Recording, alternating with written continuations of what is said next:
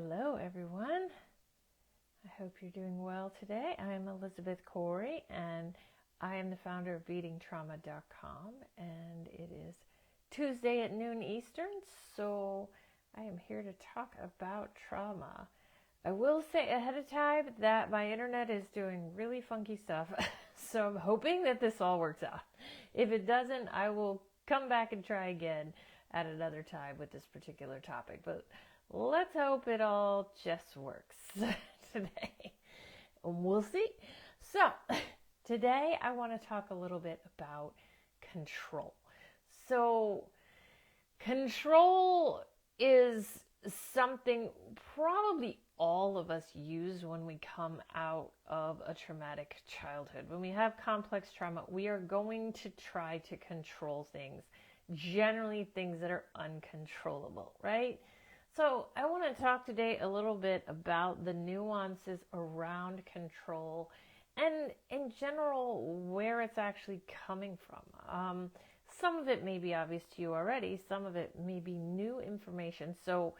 But it's important to talk about this because I'll be honest, our attempts to control our lives, our environment, people in it, in order to kind of resolve and avoid our trauma, it can be very, very pervasive in our lives. And so it's good for us to be aware of how that might be happening. And yes, also looking at how we may be able to stop some of the behaviors in our lives, and which will inevitably bring us a lot more peace and balance in our lives.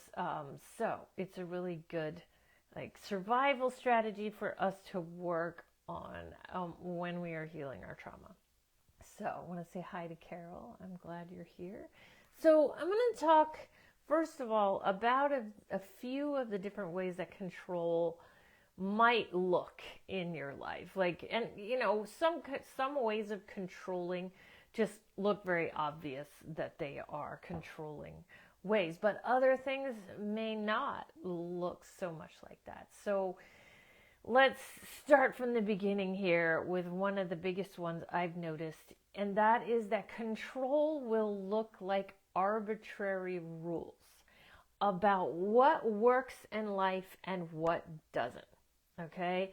And the problem is it's very hard to actually see these rules and to see that we're actually living this way, because often when we really break this stuff down, it turns out that the rules are very similar to societal rules, and it's societal rules that are based on the same thing, that are based on this idea where other people have needed to control, right? So it all comes back to control, whether it's on sort of this macro level or it's on this micro level. It all comes back to control. So we will adopt these arbitrary rules about how to live life, and the only way we can see that they're arbitrary is when we begin to question the logic that is behind them. And so that's when we can start to discover that, oh yeah, these rules don't exactly make the most sense in the world. And the other thing is, and this is something I'm going to get into a little bit more, is that control is usually coming, not usually, it really always, is coming from a place of fear. There's something we're scared of, right? And we have a lot of reasons to be scared with everything that's happened in our lives. But that's where the control comes from. And you can see this in other people. I'll be honest, sometimes you can see it in other people a lot easier than you can see it in yourself. That is actually a real thing. But if you can kind of let yourself see how you may be living by rules that when you really start to question them, don't make all that much sense. That can really help us begin to kind of dig into the fear that lives underneath them. One of the biggest ones is that I had to break in order to move my life forward was the idea that I had to keep working. Like I had to work for a company. I couldn't work for myself because that was too risky and too unpredictable. And while at first glance you might be thinking, yeah, that makes sense as a rule, right? I've heard that rule, that makes a lot of sense.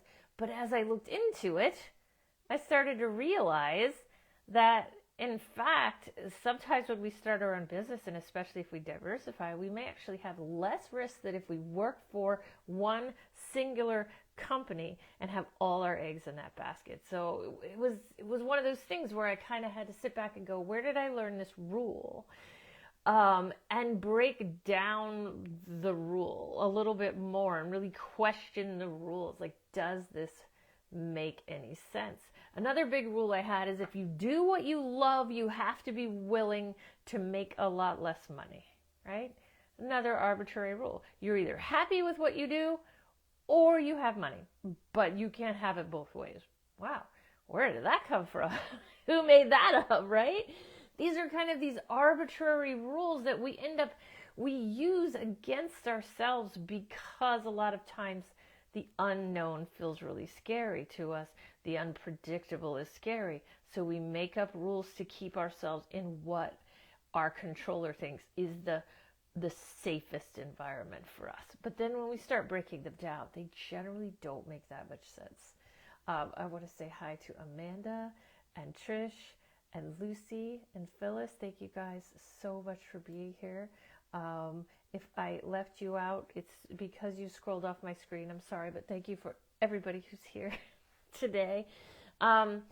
So that's what an arbitrary rule is. So maybe start thinking through your life and think of the times when you've wanted to make a different decision.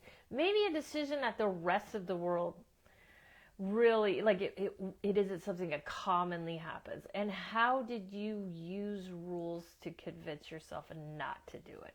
Okay, so that's something to look at. That's one form of control. Another form of control is that control looks like manipulating others to do what we want. Now, manipulation, the word manipulation is very strong, right? Like when we start talking about manipulating, we are talking about people who are very, or at least in our heads, very consciously thinking about manipulation all the time. These are parts, or these are people we might put labels on, like narcissistic and things like that. The idea that somebody is manipulating, that's hardcore. But the truth is, for most of us with trauma in our past, there are certain kind of tools in our toolbox that we use to get people to do what we need them to do to feel okay. All right. It is manipulation, but it's definitely coming from much more of an unconscious place in us. And I'll give you a couple of examples. One of the biggest ways is if you grow up in a house that's full of guilt, for example, right? You may learn to use guilt to get people to do what you want, right? That happens to us. And so not only can we be really inundated with guilt ourselves, so we're really just sort of drowning in this constant shame and guilt, but we will learn to use guilt, oh, yeah, it's okay if you don't do that thing. I'll be all right. I'll figure out how to, do it all on my own, right? There's a guilt to that. This is a little passive aggressive too, right? So these are the kind of phrases, my mother was queen of this, so I could give you thousands of examples of this concept. But, watching how manipulation is showing up in the form of trying to control other people, maybe controlling their emotions so that we can kind of get them to go in the direction we want them to go. Another really big one is maybe baiting people. So, and I see this a lot with my clients and the people that they may be in partnership with, or even their original family of origin coming in and trying to kind of push buttons, right? Just push those buttons. Try to get that person to get really upset, because contrary to what our general society tries to tell us, the person in control is not the overly emotional person. Okay, that's not the person in control. The person in control is the one who is generally pretty calm, okay? And that's because they're in control. So when we see somebody who's really angry, that person is not in control. When they're openly angry and using their anger and maybe screaming and yelling, and they're not actually in control of that situation, right? Now, that doesn't mean that if someone's being highly physically and emotionally abusive and using anger towards that other person directly and actually harming them, yes, that person is being abusive.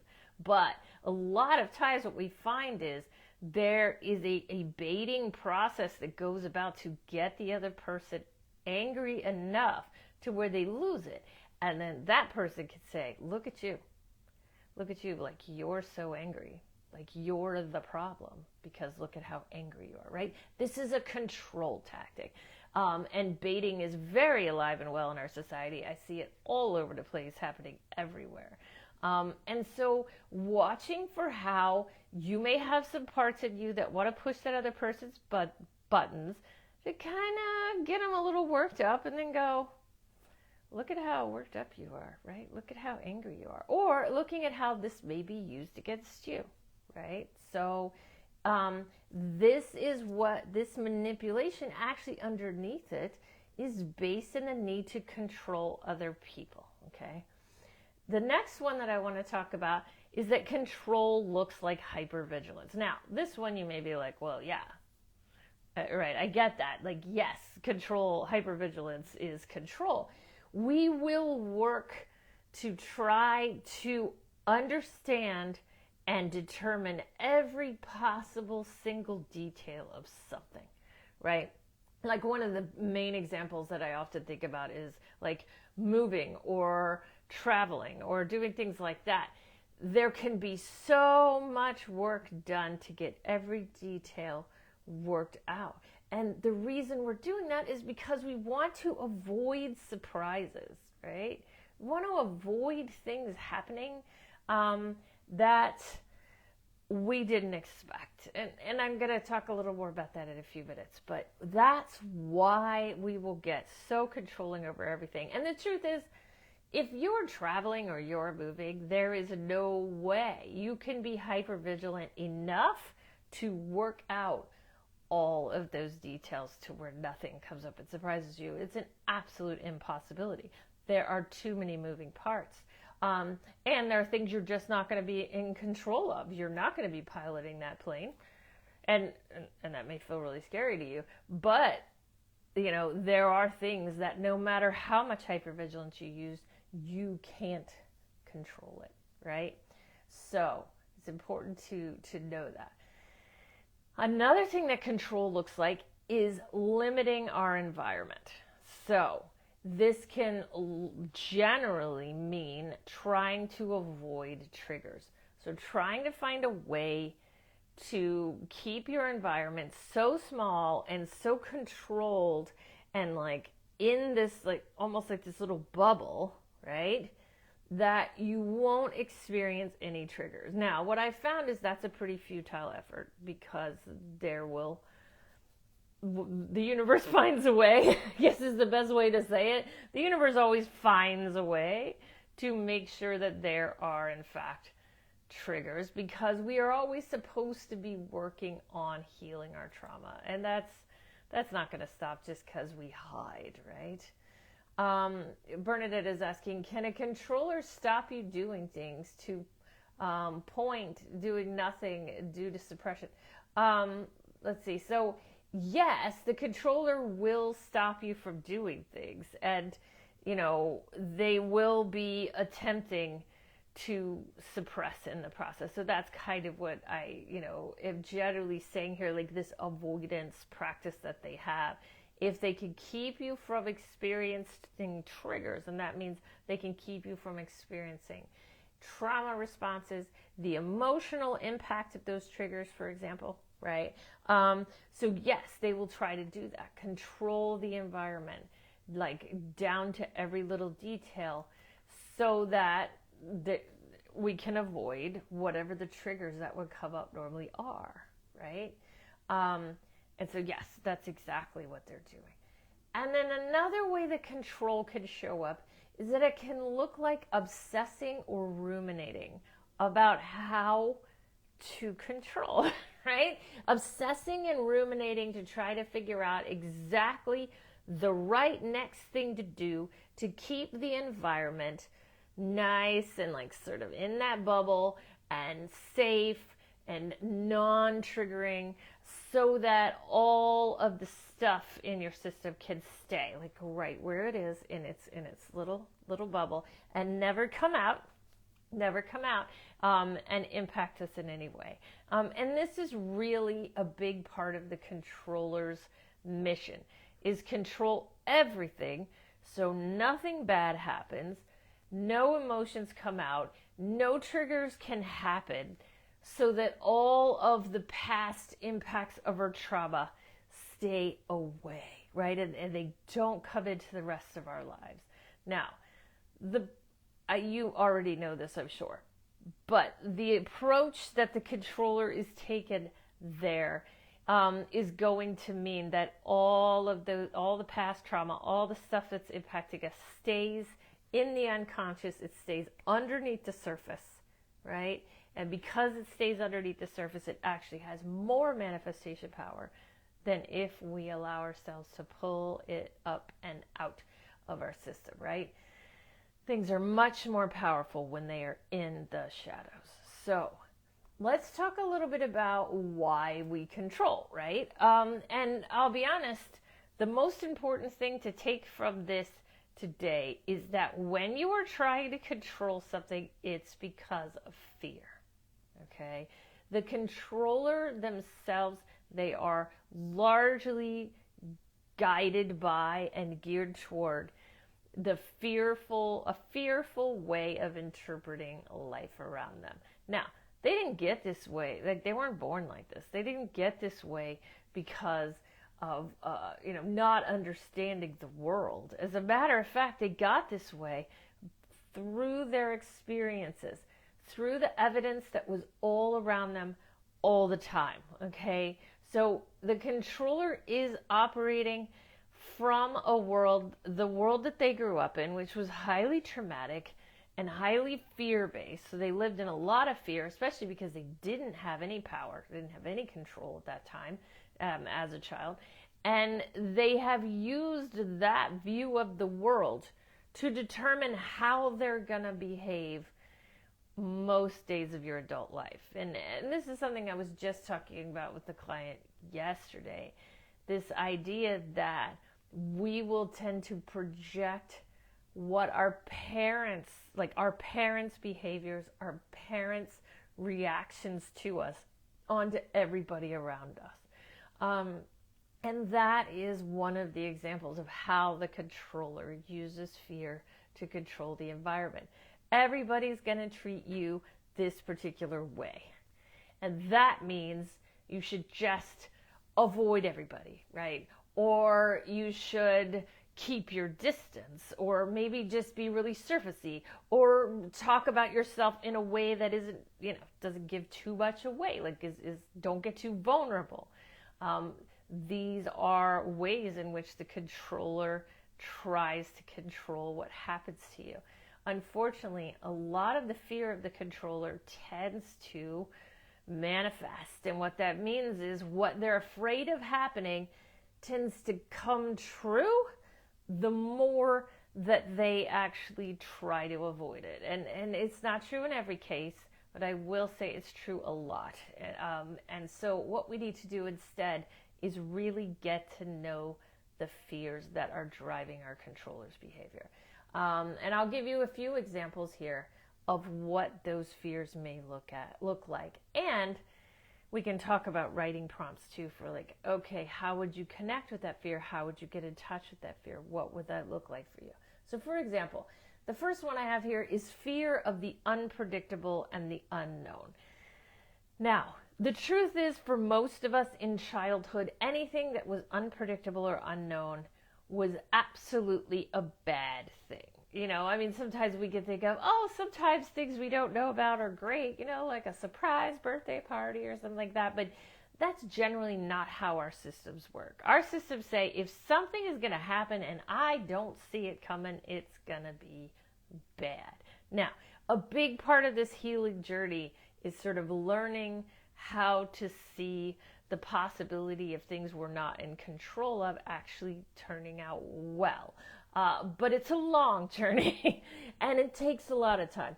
But the best thing we can do is right from the fear that if we don't see something coming, if we don't see it coming, it's gonna be a disaster, right? It's gonna be bad. My controller writes a lot from this place of it's gonna be a disaster, right? If we're not controlling it, if we don't see it coming, it's gonna be a disaster. And we want to give that as much expression time as it needs. That's a big, big fear that the controller has. So we want to let that right. The next one is the fear of being abused if we're not in control. And I mentioned it a little while ago, this idea of having no control in childhood. And it's true. As children, we really had no control in childhood. The controller would sometimes try to make us feel like we did. Maybe because we found some kind of workaround or temporary ability to control a particular situation, but generally it doesn't last. So the fear of being abused if not in control, again, just like all the other fears, is based in experience. There's a lot of evidence behind it, okay? So when we feel like if I don't figure out how to control this whole situation, somebody else will be in control and that person will be abusive. That's a very important fear-based writing prompt because, to be fair, we don't really trust other people. And that's understandable. Of course we don't, right? Again, like I was talking a minute ago about projecting how our parents treated us onto other people. That's a big way that we struggle to trust. So it's really important for us to allow ourselves to explore the fear of people being abusive to us if we are not in control at all times. And it also drives a lot of things like trying to climb the ladder of every corporation or organization that we work in. Always wanting to be at the top, because if you're not at the top, you don't know what's going to happen to you next, because you can't trust people to do the right thing for you if you're not in control. And we see some of the biggest control freaks in the world are people that are just never happy with the level of power and control they actually have. This comes from that fear, right? And a real deep, deep lack of trust, right? Like that's a big part of it. But that lack of trust is fear, right? I mean, you've probably heard it before. Fear on one side, trust on the other, or fear on one side, love on the other. They're very similar in a lot of ways. This is that playing out. The last fear I want to talk about is a critical and pivotal fear, which is the fear of losing what matters to you. This could be coming from experiences of abandonment or rejection or even loss. So this could be even the fear that somebody who matters to you is going to die, or again, the fear that somebody who matters to you is going to leave or abandon you, okay? This is a really important fear for us to work with. Just this notion that, oh my gosh, I'm going to lose this thing that I love. Like I think recently there was a hit that came out that I think by Benson Boone, that literally was the epitome of this fear. The whole song was about, I don't want to lose what matters to me the most. And, it really, I think, articulated this fear so well in what he was saying. And it could be anything. It could be a fear of anything. As a matter of fact, many times in childhood, we learn not to express a deep interest or love of something because it's going to be taken from us if we do. That's a big one. Now, some things we lose quite naturally. Your love of something or your love of someone doesn't determine whether or not they stay on this earth or not. That is, unfortunately, a very natural progression that happens with humans as we age. That said, there are many times that things are taken to us in a very retributive or punishing kind of way. And that gets stuck in our system, and it makes us very afraid to love something that like and to express that love, whether it's a thing or a person or a pet or anything, because we're afraid we may lose it, right? So that fear is also really important for us, like especially when we are excited about something, to really watch how we may try to kind of mute how we feel about things, because we are in fact afraid we're going to lose it. And letting ourselves right from that particular fear is very helpful in this journey, so that we don't lose things. Because oftentimes when we're afraid of losing something and then we control that thing to avoid losing it, guess what happens? We lose it. So we want to work with this particular fear. Jan is saying, was writing from fear yesterday with upcoming eye surgery, bringing up so much fear from childhood, not knowing the outcome and loss. Ask myself, is this true today? Is this true with the upcoming surgery? Help to stay present. Yeah, it is great to ask the question, is this true today? We do want to be careful, and clearly you did not do this, but we do want to be careful not to say, is this true? Because it probably was true, right? You know, that's why we have all this evidence from our childhood that a lot of these things are quite true, but from the past, they're not necessarily true anymore. So that's a good way to redirect yourself after allowing yourself to express that feeling. Sometimes I'll even use what if questions there. Like, what if everything is going to be fine this time? You know, what if this isn't the same scenario I experienced as a child? What if it's going to work out differently, right? And those can help us build that conversation with the parts. We just want to make sure we're giving those parts the time they need to either express initially or express in response to our what if question, because they often have a very serious, strong answer to our what ifs. So yeah, that's really, really helpful. So thank you all so much for being here today and listening to me talk about control. It's a hard thing to hear because it's not our fault that we are controlling things. It comes from our trauma.